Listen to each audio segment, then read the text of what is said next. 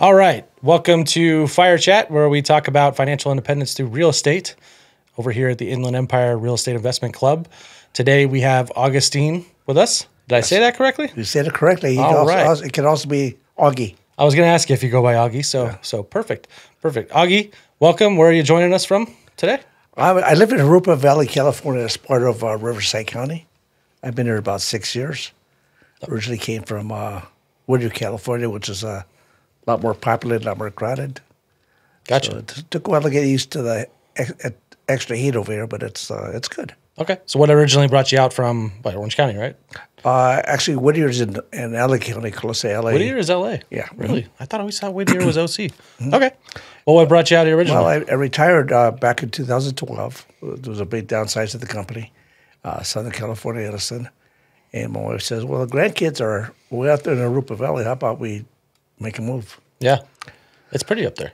It's and you guys are just newly, I feel like it's newly a city. Or like it wasn't 7 years now. Yeah. So you and like, what was it, Eastvale became kind of like their own thing at one point. I remember when I moved back from Phoenix, my neighbors, I was just living in Corona, and my neighbors were like, yeah, we're moving to Eastvale. I'm like, where's that? And I didn't realize that it had been, I didn't live in the IE all that much growing up either, but it might have always existed. I'm not really sure. But I know Arupa Valley was pretty new. So you like it? I love it. I've been here 6 years now, and it's great. Cool.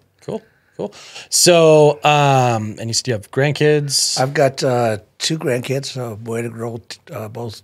One's a preteen, one's a teenager. I live right here off of Limonite and Riverview, which is very far. I live in the Indian Hills community by Limonite and Camino Real. Okay. Originally it was all seniors. Now it's a little bit mixed of seniors and families, but it's a great neighborhood. Gotcha. Yeah. Gotcha. Very Does all your family kind of live close? Or? No. Well, actually, my sister recently moved to Arupa Valley about 3 years ago. I helped her daughter buy a house there. My youngest brother, lives in Ohio. And my stepsister lives in Pico Rivera. Okay. Cool. Yeah. Cool. But are any of them in real estate? I used to be in real estate. In fact, that's how I heard about this organization. I was doing hosting an open house in Arupa Valley. And the gentleman from back porch. Which one? There's two friends. One has a beard, one doesn't. What's that? One has a beard, one doesn't. Or they both. Yeah, I don't think I've ever seen Steven with a beard. But yeah, Todd. Todd walked in as a client. Cool. And he asked a few questions, and I could tell he was a flipper because he was asking about. You gave it away, Todd. Yeah, but he was super low key, not arrogant. I could tell he was pretty intelligent. Cool. He asked a lot of questions, which is good, and he told me about the organization, and that's how I found out about it. Nice. How long ago was that? Oh, that's going to be at least 4 years ago. Oh, okay, cool. But I really hadn't got active till recently. Gotcha. So when did you actually? When was your first meeting? First meeting, I went to a couple of meetings at the Mission Inn. Okay. That was about 3 years ago. And then we stopped because of the COVID and stuff. And things started back up again, so I stuck back in little by little on Zoom. Okay. And I've got connected with Andy Teasley. In fact, I have an investment with him. And then Bill Tan, I've taken his course recently and got to know him a little. And so those courses are awesome. Yeah. So which one have you taken? I've taken the Finance 101 with both of them. Okay. They're both different teaching styles. Oh, so you've done it with Andy and with Bill? Okay. Yeah, I've taken. I want to say, I've taken Bill's intro course. And so did you take Andy's mobile home, like Wobbly Boxes course, or no, just the actual finance? Just the actual HB1 calculator, HB10 calculator. Cool. Yeah. I didn't know he Andy did that separately. And he learned it from Bill. Yeah. Awesome. Which one do you like better? Actually, I like the combination because I learned a little bit from both. Actually, different aspects of it. And the reason I took the wise response. Yeah. One's a wizard, one isn't. But no, they both know the stuff. In fact, as far as I remember, Andy learned the calculator from Bill. Yeah. Yeah, they're both some of my favorite teachers. So, I mean, you can't go wrong with either one of them. Right. So I'm going to be taking, Bill's going to, Bill Tan's going to have a creative financing class coming up pretty soon. yeah, he does them pretty regularly. I'll be taking that with him. I'm going to get a little bit deeper before I start making my next move. Gotcha. So you've taken the 101 class. You haven't taken the 102 yet? No, not yet. Okay. Not yet. Yeah, I took 102. I have to retake it. I understand. Yeah. And I've also started kind of impromptu right after the first class with Andy. I started a small book club because he recommended to read Invest in Debt by Jimmy Napier. Mm-hmm. Yep, that's one of his favorites. The book was kind of tough to comprehend the first time I read it. So I put a few people for the class, and we meet every morning at 7 a.m., take apart a chapter, and then we take some of Andy's problems from his newsletter that we get on Sundays. This is going on right now? Yeah. Oh, I didn't know that. And Wait, so tell us more about that. Yeah. So we take a chapter a day, a chapter every other day. We read it, take turns reading it. We have some Q&A on something, concepts we might not understand or not be clear on. Mm-hmm. 3 of us are kind of newbies. There's 2 gentlemen that are a little more advanced. They're really good at math. And so they help us when we get stuck. Okay. Who's we? Is it like just a group of friends? Or? Right, it's a group of 5, don't that we're all in the same class together, Andy's class. Oh. And I had the list of attendees. And the next Monday, I sent out a note to everybody saying I'm gonna start reviewing the book. Anybody want to join me? Awesome. Well, yeah, good for you for taking that step. That's tough. It takes a lot of work to organize things. Yeah. So I'm trying. Well, you know that. Yeah. So I'm trying to think of the next book to study. I haven't figured that out yet. So how long ago did you take Andy's class? It's probably been 4 weeks at least. 4 weeks? Yeah. Oh, okay. So and about 2 weeks. And then, so everyone that you are doing this class with, you guys just started doing this. Okay. And you read Jimmy Napier's book together? Okay. We're going through it again. We went through it once. We went through it again. We got somebody there from Salt Lake City, Utah, Tennessee, San Francisco, California, Chicago, Illinois, and there's 2 of us from Southern California. Gotcha. Well, that's awesome. That's awesome. That's really cool. Yeah, I mean, any accountability or anything like that to keep and then keep growing and keep learning, right? So, you guys haven't picked the next book yet? Not yet. Okay. I'm kind of trying to brainstorm that, and I'll just share a couple of ideas with the group, I should say, and then we'll just vote on it or something. Gotcha. So I know you said you've been an agent for a while. I was an agent. Like I let that go because I don't want to be out there putting the sign-ups and stuff anymore. I understand. Yeah. I just want to focus. How long were you an agent? 3 years. Okay. Yeah. I was with KW and also with the EXP. Okay. Yeah. And so you were an agent for a while. Did you work with any investors or? No, just residential sales. Residential sales. No commercial, no big investors, no apartment units. Just the regular families just looking to buy their house. Right on. And you just didn't really like it, or just didn't really. No, it seems to be a lot of work for the amount of money you make. I mean, commissions are great, but it's still too much labor. I just want to get away from the labor part.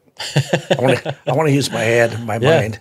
Yeah. Like labor in what way? Like just putting. I know you mentioned putting up signs or having to pay somebody out of my pocket to put the signs up for me, or go collect them afterwards, and sitting in a house for 5 hours.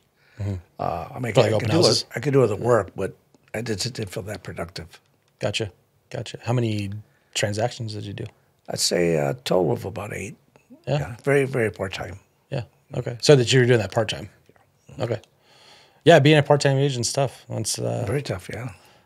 Where did you primarily get your? Do you remember where you primarily got like those listings from?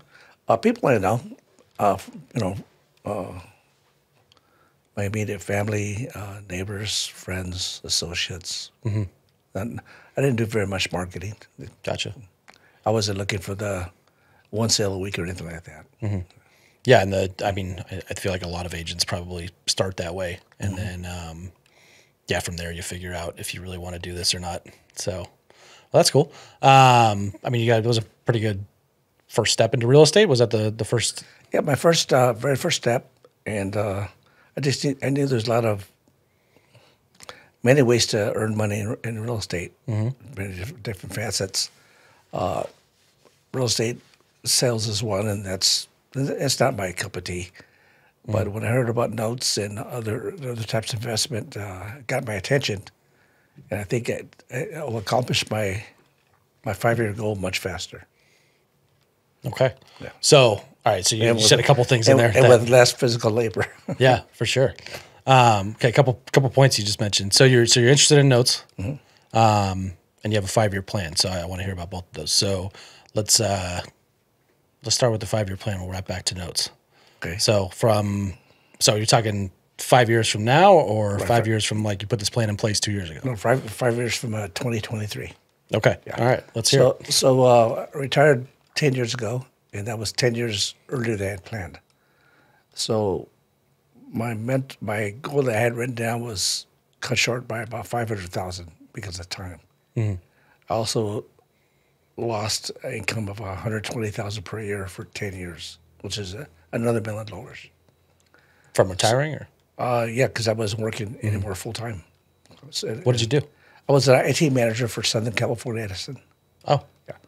So the pay was good, benefits great, but I'm sorry, I missed what the title was. IT manager. IT manager. Yeah, for information technology. Yep. Not that I know. I used to be an IT recruiter. Did you? Yeah. Not that I know IT. It's just that I was able to hire good people. So.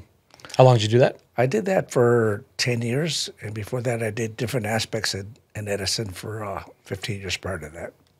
So you did like all their internal systems and a lot of building systems. Gotcha. So I was with them 25 years. Wow. Yeah. Wow. Okay. And you retired. So did you So say about 10 years ago you retired? 2012. Okay. Right. December 2012. Okay. So 10 years ago you retired, putting in a 5-year plan now, and it got cut short by a little bit of money. You said like 500,000, or that was the original Yeah, goal? because the original goal was to have in my nest egg $500,000 more than I do now. Okay. So in a nest egg, right. So this is why I bring this up, because why we do this podcast, because I like to talk about different people have different definitions and how they get to their their FIRE goal, essentially their financial independence through real estate, or just financial independence period. What that goal is, and what that mine is a monthly income number. Other people's is a big nest egg number. So you don't have to tell us what your actual number is, but so you're wanting to be 500,000 higher than you are right now in 5 years? No, the goal is to my net worth now. I want to double that in 5, and then triple it in 10. Wow. Okay. I think that's very doable based on what I've seen so far. Yeah, absolutely. Because the rate of returns on the investments I have now is like 3-4% annuities, and I mean it's all that I knew. Yeah, because because you don't know what you don't know. Throw it in the stock market, put it in a 401k or IRA, right, and just let it sit there for forever. I'm grateful. I'm grateful for what I did with my 401k. Yeah, because I'm reaping the benefits now. But I know that I could have done, and I still could do so much better. And once I implement the plan and activate it, I can show others how to do it too, if they're interested. Gotcha. So it sounds like, going back to the notes thing. So is that kind of what you're interested in doing now? Is buying and selling? Like what? Right. Tell me about that. Initially, buying and selling, I'll be the first up to bat on it. Probably 80-20 loan to value. Initially, mobile homes, maybe later residential, maybe later commercial. Okay. So, and you want to, so notes can be a lot of things. Right. I'll provide some financing for people to get into them, and I provide the financing, they pay me back X amount. The other one is I get purchase a few, flip them, or purchase a few, keep them, renovate them, and then finance them for somebody. So Andy's class probably spoke to you quite a bit about what you're interested in doing. Right. You know, So I know it's doable. I mean, they've shown us all the numbers. The thing is doing it now. are you sticking straight to mobile homes, or I know you mentioned some commercial initially, that's my initial okay. intro to it. I don't want to do too much at once. I want to try to master something and then expand. Gotcha. So give us real quick on as you're talking about. I want to make sure the people watching understand. We're talking about Andy's class a lot, and it's basically like Lonnie deals. Can you give us like real quick on like what I guess the overall game plan is for that strategy that Andy employs? The strategy is for you to, when you go into a deal to finance or to purchase, you understand the numbers so that you don't lose. And you make sure that the other person on the other side of the deal doesn't lose either. We want to make it a win-win. We don't want anybody to lose. Exactly. But a little bit higher, or like back up a second, like basically he's buying. You're taking mobile homes, turning them into affordable housing, and then right. So if they're not living in a mobile home, they can't afford a regular residential home. They live in an apartment, or maybe a mobile home. I mean, a motorhome. Who knows, right? Or with their parents. So they want to get it on their own, and initially, maybe they don't have credit. They don't have a lot of cash most of the time, especially right now. So I can help them with both those things. Credit's not going to be a big deal. A down payment is not going to be a big deal. Credit score, a little bit, but as long as they have the income to make the payments, we can work something out. Yeah. And the collateral will be the piece of property, whether it's a home or a mobile home. And the note in that instance is the note that you're creating to essentially sell them the property. Right. So your seller financing, you'd be carrying the note and then essentially writing a note. You're like the bank, essentially. Okay. All right. So it sounds like, just being the lender is more what you're interested in, versus, because the other strategy of notes that a lot of people do is, they just go buy and sell pre-existing notes. They'll buy them at discounts and then try and sell them for a little bit more, or they'll just stick to yields. Or have you looked into any of that at all? Or? I've got one right now that I'm doing just for the yield only. Okay. Yeah, and it's basically. Can you give us some of the parameters? It's a mobile home. No, the mobile home is on land, which would be my preference. That's not always the choice I'll have, but that's my preference. Because it's considered more real estate than a vehicle. And it's a really good collateral because you got it on the land. So what in short term, it's 10 years, so it's not forever. The buyer, the buyer would be able to pay me off earlier if they wanted to. Not that I want that, because the longer they pay, the more I earn. Yeah, but it's up to, I can always take that money and reinvest. Okay, where's that? Where's this? Oh, it's in Hammett. In Hammett? Okay, yeah, we have done quite a bit out there, so it's a good area to do that in. So that's the yield part. That's going to be with that. But the next is to understand how to create the note and draft it properly. Okay, so you own that mobile home right now. Well, I have the deed, right? Okay, right. So you have to the property, and then and is it 433? Do you know if it's? I don't know. Okay, so is the mobile home? Are you familiar with 433? No. Okay, so it depends if the mobile home's actually like titled to the land itself. They call it 433. It's basically a form. It's a form 433 that you have to essentially like get approval for. And once that is, it's considered real property. So it's no longer just a mobile. It's no longer just an RV. Essentially, it's an actual house as far as HUD and like the tax entities and stuff look at it. There's different strategies there that we probably won't get into right this second, but I was just curious. So the other aspect I'm looking at, which is pretty safe from my perspective is doing a partial note. Maybe invest in partial. Maybe I'll just take over maybe the first 5 years of payment. So Yeah, because that increases the yield. Why is that? Technically, I don't know. I'll be honest with you. Oh, so as far as I understand it, and I could be wrong because I'm, always learning. When you amortize a loan, so if I don't know if you've ever tried to pay off a car, like earlier, paid off a mortgage. When you amortize something, when something is amortized by the bank, if you've ever looked at the amortization schedule, it kind of goes like this with your principal. It's like an inverse that.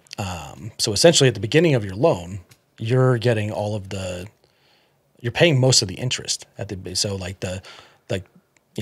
they say your amortized payment is $300. Okay, and at the beginning of the loan, 250 of that's interest and 50 is principal. So you're not really paying down the principal all that much.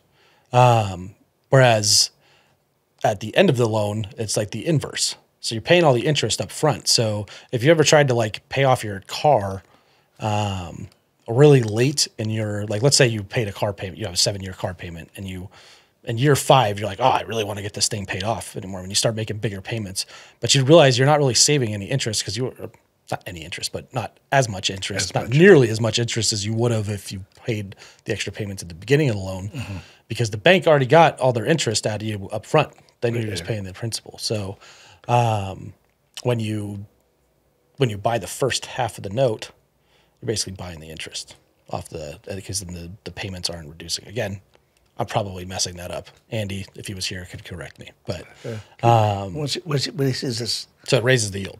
Yeah, excellent. As far as I understand, again, I probably wrong.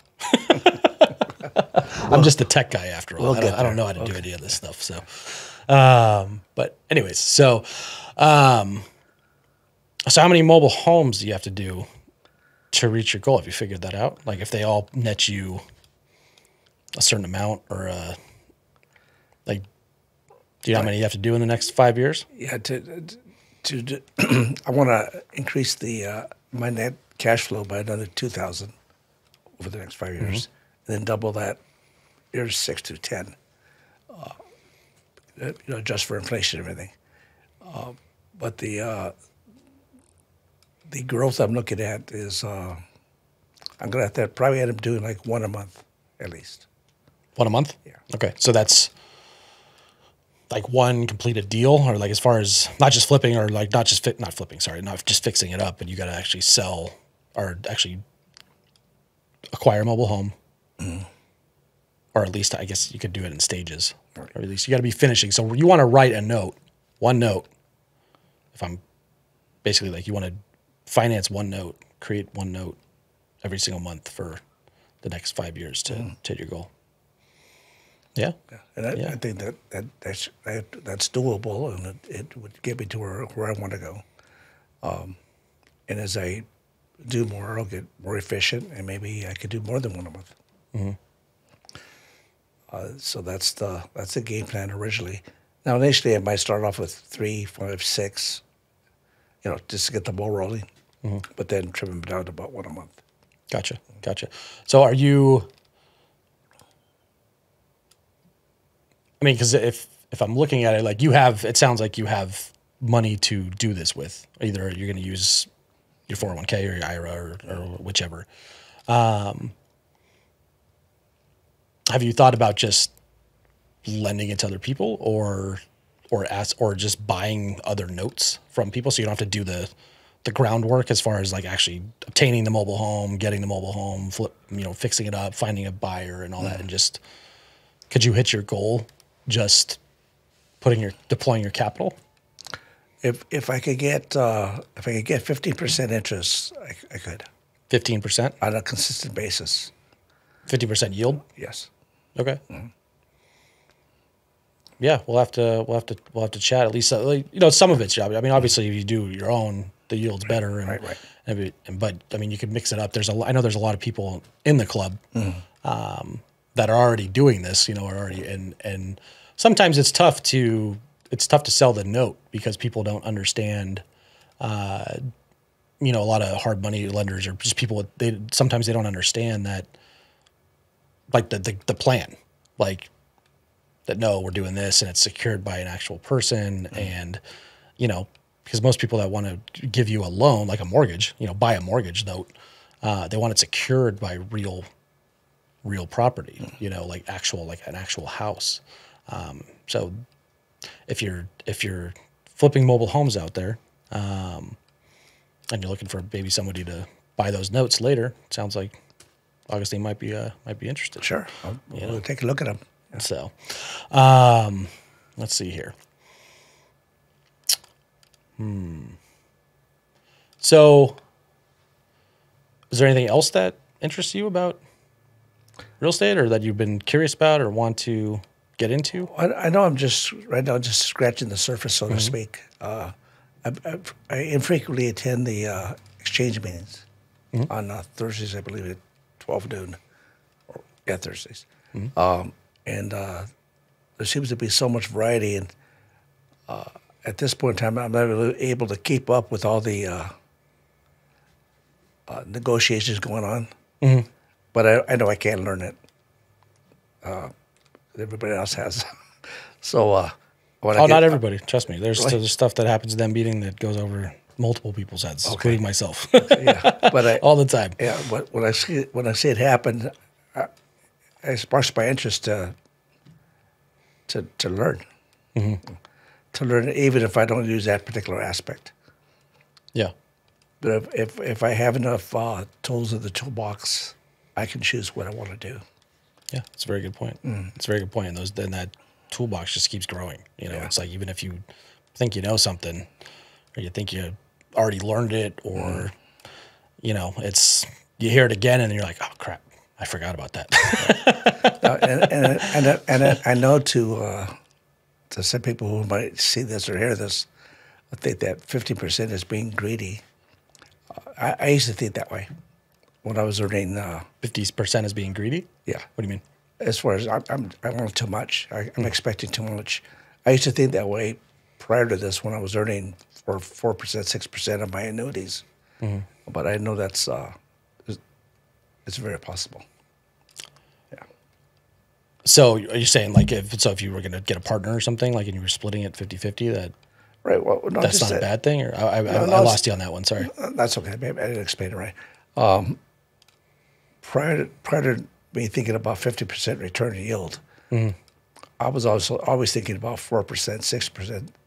I didn't even consider even 8%. Oh, 15. Sorry. I thought you were saying 50. I was like, no. Damn, we did a jump. Where? No, 15. Okay. Right. Gotcha. So that's where my mindset was, because I didn't know what I didn't know, right? You didn't know that 15% yields were out there. I didn't. That's know. what you're saying. And Okay. it's could be more. Yeah. It just depends how you do it. But so it's not that I'm greedy now. It's just that I'm learning something new that gives me greater potential. Yeah, I mean, 15% is that's more than out there. I mean, to many people in the group, it's nothing. No, I mean, if it gets you where you need to be, you know, as long as it's not something predatory or no. you know, or illegal, you know, it should be, if that's what it takes to get it done, you know, and it gets you where you need to be, you know, that's definitely part of the game. You know, some people pay 12, 13% with a couple points, you know, to do flips, you know, when they're first starting out. I know, you know, that's part of it. And yeah, there's nothing wrong with that. So, you know, if you're going to take all that money out of 15% and go buy an Xbox or, you know, a car, you know, that's probably not the best use of your 15% rate that you're paying. Those days are over. Yeah, it's not like a payday loan or something like that. You know, because some of that will go to my two daughters, but I also, in addition to that, I would rather that they learn how to do this, so they can do so much better than me just giving them something. It's going to spend it. If they earn it, I think they'll invest it more wisely. How many daughters do you have? Two. Yeah. Are they interested in it at all, or? Not at all. You got to sell it to them? To sell to them. They see it to believe it. It's a mindset. It's looking at things from a different perspective. It's a different world. Yeah, and do they work or? Yeah, they both work. Okay. Yeah. And they do the 401k thing at the minimum. Hopefully they're matching at least. Yeah. They're taking the match. But so they're really just in the rat race. They're thinking just like ICE, I think. 4%, 6%, awesome. Yeah.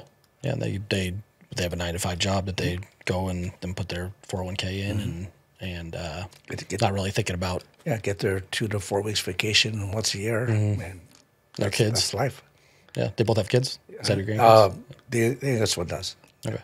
Yeah. So, yeah, I mean, it's 99% of the people, like, or maybe not 99%, but a high percentage of people, Very high percentage, yeah. you know, is that's the way it's all designed, right? Yeah. So, I don't mean designed in like a conspiracy way. I mean, just that's the system. That's so the reality of life. Yeah. Right on. So, all right. Well, I think we're pretty much out of time here. We're actually a couple minutes over. So, Augustine, I appreciate you coming on the podcast with us. If people, members of the club, anybody out there wants to get a hold of you, what's the easiest way? And I would probably, since this might go on YouTube, I probably wouldn't put your phone number out there, but either a website or email they can check you out at, or just find you on Facebook, whatever. What's your preference? Yeah, email would be good. It would be AUG, N as in never, M as in March, RG @gmail.com. Okay. And if you obviously if you want to partner with anybody, sure, or notes or some mobile home stuff, I know there's a lot of people out there. If you got leads or want to partner with Augustine here, get out to him on that email. And that's a wrap for the FIREchat podcast. Thank you. Here at the Inland Empire Real Estate Investment Club. So I hope to hear from many of you. Take care, everybody. Thanks.